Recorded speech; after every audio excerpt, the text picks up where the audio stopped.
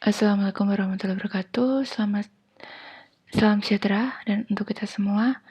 Kali ini kita belajar asuhan persalinan skala 3. Ini adalah pertemuan kelima. Jadi nanti sampai sebelum UTS berarti pertemuan ke-7. Oke, disimak baik-baik untuk penjelasannya. Semoga nanti bisa memudahkan untuk bisa memahami asuhan persalinan skala 3. Untuk pengertian, kala aurea atau disebut juga kala 3 atau pengeluaran plasenta itu, kala 3 dimulai setelah lahirnya plasenta dan berakhir 2 jam setelah itu. Jadi ini diambil dari pengertian dari buku APN Revisi di tahun 2007. Untuk fisiologi kala 3, yang pertama itu yang diperhatikan adalah penyusutan volume rongga uterus setelah kelahiran bayi. Berkurangnya ukuran tempat perlengketan menjadi kecil, sedangkan ukuran plasenta tidak berubah. Plasenta menjadi berlipat, menebal, dan kemudian bisa lepas dari dinding uterus. Setelah lepas, plasenta akan turun ke bawah bagian uterus atau ke dalam vagina. Untuk mekanisme pelepasan plasenta, jadi adanya pemisahan plasenta itu ditimbulkan oleh adanya kontraksi dan retraksi miometrium. Dengan cara apa? Yaitu menebalkan dinding uterus dan mengurangi ukuran area plasenta. Setelah area plasenta menjadi lebih kecil, maka plasenta ini mulai memisahkan diri dari dinding uterus. Ketika pada area pemisahan, maka bekuan darah retroplasenta ini terbentuk, sehingga berat bekuan darah ini menambah tekanan pada plasenta sehingga membantu pemisahan. Nah, di sini faktor dari kontraksi uterus itu berlaku atau berfungsi akan melepaskan keseluruhan untuk mendorong plasenta keluar vagina disertai pengeluaran selaput ketuban dan bekuan darah retroplasenta. Beberapa metode pelepasan plasenta kita lihat. Ini metodenya ada yang baca Schulze atau Schulze atau yang lain, tapi nggak masalah ya karena ini pronunciation-nya seharusnya memang bukan dari kita, tapi coba kita banyak sekali untuk pronunciation-nya, tapi nggak masalah, yang penting ada beberapa perbedaan dengan metode yang lain. Nah, di sini plasenta terlepas dari satu titik dan merosot ke vagina melalui lubang dalam kantong amnion. Kemudian, permukaan vital plasenta itu muncul pada vulva dengan selaput ketuban yang mengikuti di belakang seperti payung terbalik saat terkelupas dari dinding uterus. Permukaan maternal plasenta itu tidak terlihat dan bekuan darah berada dalam kantong yang terbalik. Kontraksi dan retraksi otot uterus menimbulkan pemisahan plasenta juga menekan pembuluh darah dengan kuat dan mengontrol perdarahan. Hal tersebut mungkin terjadi karena ada serat otot oblik di bagian atas segmen uterus. Untuk selanjutnya itu ada metode Matthew ya, kalau pronunciation-nya Matthew Dukan. Jadi di sini dia plasenta turun melalui bagian samping dan masuk vulva dengan pembatas lateral terlebih dahulu seperti kancing yang memasuki lubang baju. Bagian plasenta tidak berada dalam kantong. Pada metode ini, kemungkinan terjadinya bagian selaput ketuban yang tertinggal lebih besar karena selaput ketuban tersebut tidak terkelupas semua. Selengkap metode Schulze ya. Kemudian metode ini adalah metode yang berkaitan dengan plasenta letak rendah di dalam uterus. Proses pelepasan berlangsung lebih lama dan darah yang hilang sangat banyak karena hanya ada sedikit serat oblik di bagian bawah segmen. Untuk fase pengeluaran plasenta ada Kushner, yaitu meletakkan tangan disertai tekanan di atas simfisis, tali pusat ditegangkan, maka bila tali pusat masuk berarti plasenta belum lepas, tapi bila diam atau maju berarti plasenta sudah lepas. Kemudian Klein, ketika ada his, rahim didorong sedikit, bila tali pusat kembali berarti plasenta belum lepas, tetapi bila diam atau turun berarti plasenta sudah lepas. Kalau ini nggak dilakukan karena di situ ada pendorongan rahim dan itu tidak diperbolehkan seperti itu. Untuk Strassman, di sini tegangkan tali pusat dan ketok pada fundus.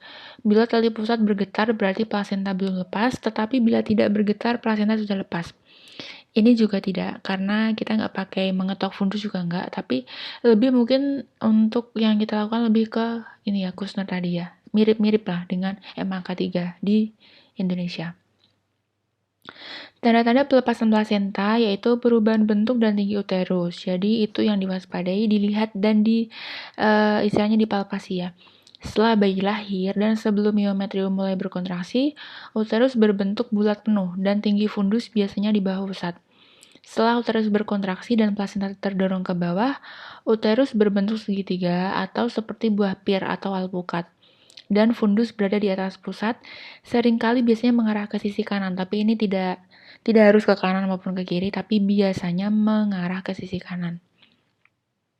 Tali pusat kemudian memanjang. Tali pusat terlihat menjulur keluar dari vulva. Ini disebut juga dengan tanda Affeldt. Kemudian semburan darah tiba-tiba dan singkat, terutama darah yang terkumpul di belakang plasenta, itu membantu mendorong plasenta keluar dan dibantu oleh gaya gravitasi. Dan apabila kumpulan darah, biasanya disebut juga retroplacental pooling dalam ruang di antara dinding uterus dan permukaan dalam plasenta yang melebihi kapasitas penampungnya, maka darah tersembur keluar dari tepi plasenta yang terlepas. Oke, untuk asuhan persalinan KLA3, ada manajemen aktif KLA3 atau disebut juga MAK3. Ini yang sangat populer dan harus hafal, paham, dan dilakukan. Yaitu tujuannya sebenarnya untuk menghasilkan kontraksi uterus yang lebih efektif sehingga mempersingkat waktu, mencegah perdarahan, dan mengurangi kehilangan darah KLA3 persalinan. Apa aja itu untuk keuntungannya? Yaitu persalinan KLA3 lebih singkat, kemudian mengurangi jumlah kehilangan darah, kemudian juga mengurangi kejadian retensio plasenta. Untuk langkahnya, yaitu yang paling utama adalah pemberian suntikan oksitosin dalam 1 menit pertama setelah bayi lahir. Kemudian PTT, penegangan tali pusat terkendali. Melakukan penegangan tali pusat terkendali atau disebut juga PTT. Ini bukan penegakan tapi penegangan. Kemudian masasa fundus uteri itu yang ketiga, yaitu di sini menurut WHO 2016 masasa uterus itu memang tidak signifikan ya, tapi MAK3 masih menganut bahwa harus dilakukan masase seperti itu ya. Tapi ketika sudah ada oksitosin ataupun disebut juga uterotonika, itu biasanya sudah bisa membantu untuk tadi adanya his kontraksi seperti itu untuk pengeluaran plasenta. Jadi it's okay, tapi ini untuk yang terbarunya dari WHO itu masase itu tidak memberikan efektivitas yang signifikan seperti itu, seperti rekomendasi. Tapi yang namanya rekomendasi itu biasanya ada yang dilakukan, ada yang enggak. Itu tergantung sama kebijakan suatu negara. Jadi ketika Indonesia punya kebijakan bahwa MAK3 suntik oksi, PTT, masase, oke, kita lakukan seperti itu ya. Itu mungkin berbeda ketika di negara lain nggak perlu masase dan sebagainya. Nah itu disesuaikan sama seperti peraturan tiap negara seperti itu ya. Depends on Kementerian Kesehatan dan juga beberapa istilahnya konsorsium yang membawahinya. Seperti itu. Oke, untuk pemantauan KLA3 ada pemantauan kontraksi, kemudian juga robekan ataupun laserasi jalan lahir dan perineum, serta TTV ya, termasuk higien dari ibunya, higienitasnya seperti itu. Terutama untuk membersihkan tempat persalinan, membersihkan ibu juga seperti itu. Nah, itu penting dilakukan. Ini yang paling penting, yang biasanya pasti jadi istilahnya robekan berapa gitu kan, ketika udah lahiran dijahit berapa gitu kan, entah itu untuk guyuran ataupun sebagainya, tapi biasanya itu sangat berpengaruh. Laserasi perineum ada derajat 4. Ada 4 tingkatan dari derajat 1 sampai derajat 4. Nah, untuk derajat 1 itu dari mukosa vagina, commissura posterior, dan kulit-kulit di sini kulit perineum. Kemudian untuk derajat 2 itu derajat 1 ditambah otot perineum. Kalau derajat 3, derajat 2 ditambah otot sphincter ani. Kalau derajat 4, derajat 3 ditambah dinding depan rektum. Oke, untuk mempermudah, coba kita slide dulu, ada gambarnya. Jadi untuk robekan perineum derajat 1 ini adalah mukosa vagina ya, kemudian commissura posterior, kemudian ke kulit perineum. Ini udah sampai ke kulit ya. Kemudian di sini memang tata laksananya tidak perlu dijahit. jika tidak ada perdarahan dan aposisi kulit luka baik. Tapi kalaupun ada, berarti bisa dijahit. Kemudian derajat 2, itu mukosa vagina, komissura posterior, kulit perineum ditambah. Yang terpenting derajat 2 itu sampai ke otot perineum. Jadi ingat ya, yang pertama itu sampai kulit, yang kedua sampai otot. Oke, untuk derajat 2, jahitnya menggunakan teknik yang sesuai dengan kondisi pasien. Seperti itu, karena kan kadang robekan juga ada yang beraturan, ada yang tidak beraturan. Nah, itu kita sesuaikan dengan kondisi robekan perineum. Derajat 3 itu mukosa vagina, komissura posterior, kulit perineum, otot perineum, dan otot sphincter ani. Jadi ini udah sampai otot sphincter ani. Derajat 4, mukosa vagina, komissura posterior, kulit perineum, otot sphincter ani, dan sampai ke dinding depan rektum. Jadi ini udah sampai ke dinding depan rektum. Artinya, di derajat 3 maupun derajat 4, kita tidak punya kewenangan untuk menjahitnya dan harus dilakukan rujukan. Karena penolong APN itu tidak dibekali keterampilan untuk reparasi laserasi perineum derajat 3 ataupun 4. Kita harus segera merujuk ke fasilitas rujukan, seperti itu. Oke, bisa lebih mudah ya untuk menghafal. Derajat 1 itu mukosa vagina, komissura posterior, kulit perineum. Derajat 2 itu tadi mukosa vagina, komissura posterior, kulit perineum ditambah otot perineum. Derajat 3 itu mukosa vagina, komissura posterior, kulit perineum, otot perineum ditambah otot sphincter ani. Derajat 4 itu mukosa vagina, komissura posterior, kulit perineum, otot sphincter ani ditambah dinding depan rektum. Jadi untuk menghafalnya lebih mudah karena ada ilustrasinya. Oke.